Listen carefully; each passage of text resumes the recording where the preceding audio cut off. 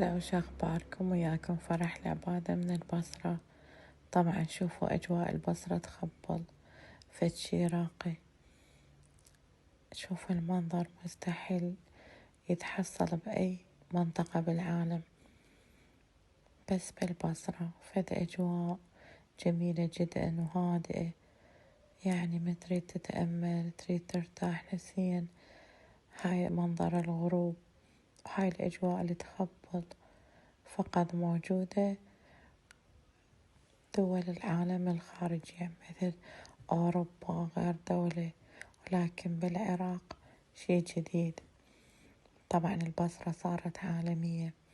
شوفوا الأجواء، شوفوا الماي، شوفوا فشي راقي وجميل. طبعا كل اللي يجينا من غير محافظة يتفاجأ بالبصرة، فشي حلو ومرتب.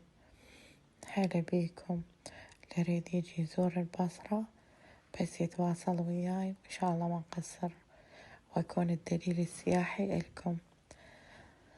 تابعوني على الانستا، وأهلا وسهلا بيكم، تنوروني.